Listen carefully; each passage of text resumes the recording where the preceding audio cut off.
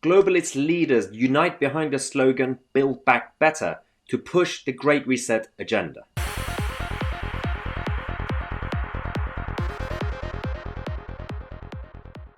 Hello everyone and welcome to the second video of the day. Today we're going to talk about the World Economic Forum's Great Reset agenda again, because the latest update we have is now the documents and reports coming out of the World Economic Forum is now uniting all the world leaders behind one slogan, Build Back Better. And this will essentially go against the national sovereignty and democracies and everything else we stand for, free market capitalist system that we have. They want to replace it with a centralized planning system, a corporatist mentality that's being spread around the world. But we are here to protect Britain and Britain's interests because we believe in Britain. On that note, don't forget to get your latest I Believe in Britain merchandise.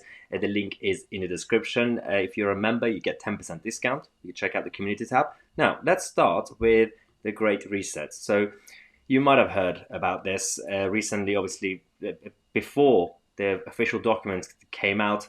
People were saying that only the crazy people are talking about this. It's not actually real until the organization, the racket that is the World Economic Forum, publicly actually announced their plan for the year 2030, what they want to see, how they want to see the world operate until then. And so this is essentially bringing everything together in a very centralized method. Big business corporations will benefit. People in the position of power will benefit because they think that's the best way to run the world. Now, this is a really good idea, and I'm going to explain why this is not going to be working, because individuals and individualism is still a thing when it comes to human beings. So, firstly, the Great Reset is now being advocated by the world leaders. Now is the historical moment, the time, not only to fight the real virus, but to shape the system. We have a unique but rapidly shrinking window of opportunity to learn lessons and reset ourselves on a more sustainable path. History would look at this crisis as the great opportunity for reset. The Great Reset is a welcome recognition that this human tragedy must be a wake-up call. It is imperative that we reimagine, rebuild, redesign, reinvigorate and rebalance our world. Well, that's what they say themselves. And the issue I have with this is that the reason this is a very destructive move is that in the name of avoiding chaos and avoiding international conflicts or things that we saw in the 20th century, these people, control freaks, thinking that they can actually manage the whole world, micromanage and macromanage at the same time, economically and politically. So they're going to start with obviously the green agenda to obviously invest and raise taxes and create a central model, obviously advocated by the United Nations and the likes of Greta Thunberg, to do everything from there. That's obviously going to be hitting ordinary people. Then they're going to be centralizing the banking system even further. So as if the IMF and everything else in the European Union and the Eurozone are not great examples of things that don't work, they want to continue that even further. So if you thought that the European Union as a protectionist centralized model is a bad thing, then actually just wait to see this Great Reset agenda if it actually goes ahead. Now, the thing that is now being published, finally they've admitted, is that they are now uniting all the world leaders behind one slogan, Build Back Better. So until recently, everyone thought it was a coincidence. It's just a coincidence that Joe Biden's campaign said Build Back Better, and then Boris Johnson's conference slogan was Build Back Better. And then all the other world leaders, from the Prime Minister of Pakistan to the Prime Minister of New Zealand and obviously Justin Trudeau, everyone is now using the slogan Build Back Better. An ambitious and responsible vision of how to build Canada back better. And now is the time for all of us to begin to build back better. Building Back Better has also been Joe Biden's campaign slogan, as explained here by Elizabeth Warren. Build it back better. We're going to take an economy that had a lot of problems and we're going to make this economy work better going forward. And spot the pattern, because Build Back Better was also the slogan that the Green socialist Jacinda Ardern won her recent New Zealand election with. And over the next 3 years, there is much work to do. We will build back better from the crisis. Because now that's been advocated by the World Economic Forum. This is it's obviously a PR strategy and exercise to keep feeding into the media and academia so that people keep talking about it, because we have to reset the world. That's what they think. But again, what you're going to be doing is that it's going to be damaging not just sovereignty across the world, but also the democratic power of ordinary people out there, but also the actual concept of individualism, because these people are afraid of individualism, because they think with that comes chaos, because they think all the bad things that happened in the 20th century, from the 1930s Germany onwards to the Soviet Union, was because of the lack of world order. And that's not really the solution, because fine, you could create your Star Trek fantasy world of the president of the world and things like that. If ordinary people from various countries and continents decide not to obey, how are we going to stop that chaos? So right now, everybody is very complacent, but now people who understand economics are coming out to speak out against this. People who understand history are coming out to speak out against it. But again, when you have people like Justin Trudeau advocating it passionately about this, it makes you wonder. Building back better means getting support to the most vulnerable while maintaining our momentum on reaching the 2030 Agenda for Sustainable Development and the SDGs. Canada is here to listen and to help. This pandemic has provided an opportunity for a reset. This is our chance to accelerate our pre-pandemic efforts to reimagine economic systems that actually address global challenges like extreme poverty, inequality, and climate change. Well, there's a lot that's going to be going on in the next few months on this issue. And it's Monday, so we have received a lot of questions from the members of the channel. Let's go to a few of them. The first one is from Elizabeth. How do we combat the Great Reset? If the world leaders have signed up to this, why wasn't it agreed with our parliament and for people to have their say? Seems like the biggest issue of our time, and yet again, we were not consulted on it. This is actually one of the best points about this, because we have talked about the issue. Everyone's now talking about the problems of the Great Reset in terms of how you're going to implement it. This is a good point. What happened to actually asking for consent? Parliaments haven't actually, not all of them have been voting on this. The Australian Parliament had a vote. Well, in the Senate, they had a vote. But for example, the UK Parliament, what's happening? There's absolutely no sign of any consultation that's been going on, no scrutiny.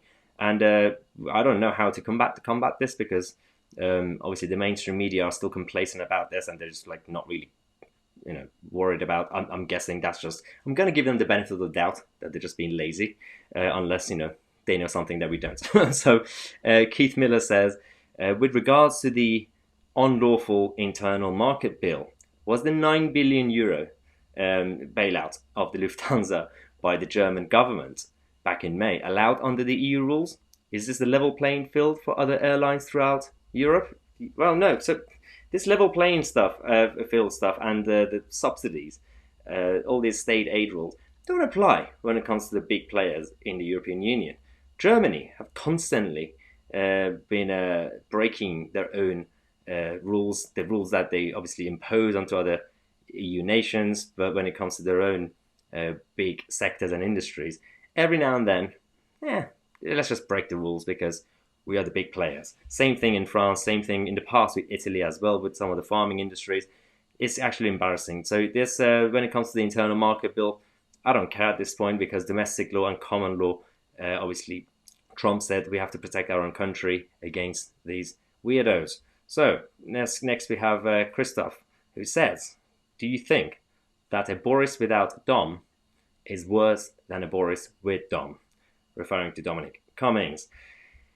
Both actually are bad, because, and the reason I say that is, we don't want any leader, obviously prime minister, any sort of politician in the position of power, to be that dependent on individual advisors, for example, Dominic Cummings, that would say, oh, Boris with that advisor or without the advisor is actually better off. It shouldn't be like this. There's obviously benefits of having someone like Dominic Cummings and with his brain to actually help, but Boris needs to be his own leader to actually be able to decide what's best for the country and the leadership. And right now, we don't really see that from Downing Street.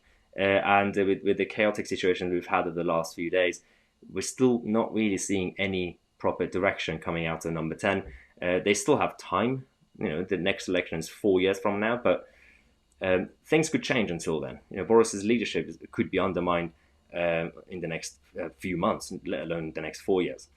So David says, "Hi Maya, I am reasonably sure that Lord Frost will stay until his job is done.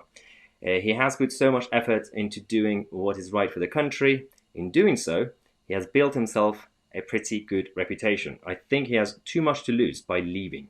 Would you agree?"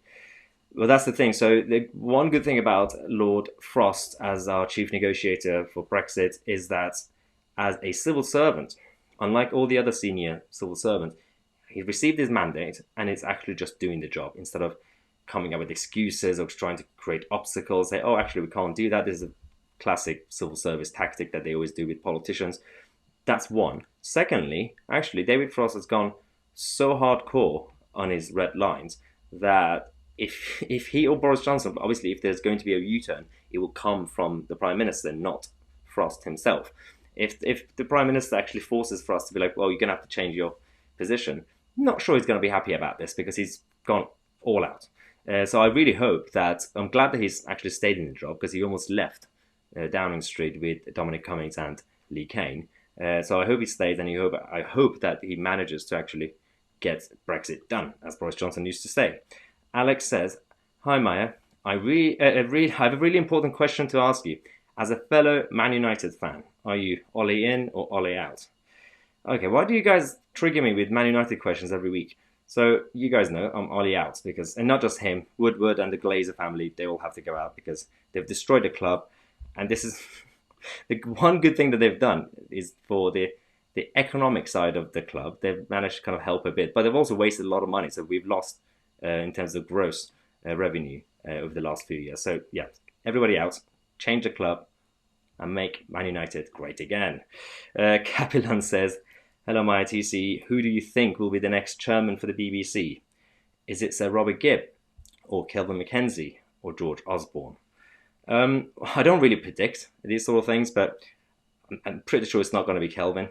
But I'm not really concerned because what I'm more worried about is not any of these options getting into the job and trying to reform the BBC or make it more acceptable. I want someone to actually go in there with a mandate from the Prime Minister to completely reform it, to completely change the funding model, the whole structure, this BBC Charter stuff. They all have to go. But my fear is, even if you have someone like George Osborne, they're just going to, these are PR people, so they're going to basically just make the BBC's brand look more acceptable. And I don't really like that. So I just know that it's not going to be Kelvin. Let's just say that. I think that's all the time we have this week for the questions. Thanks again for everyone sending the questions. I'm going to obviously keep some of them for another day as well. But if you want to take advantage of this feature on the channel, then become a member and you can actually send in your questions for our weekly Q&A. Don't forget, again, if you believe in Britain, get your latest I Believe in Britain merchandise. You get the coffee mugs and the hoodies, and I got my latest blue t-shirt that's arrived today. As if you remember, as I said before, you get a special discount as well. Check out the community tab for the details. Thanks again for watching. I'm ITC, and I'll see you guys in the next video.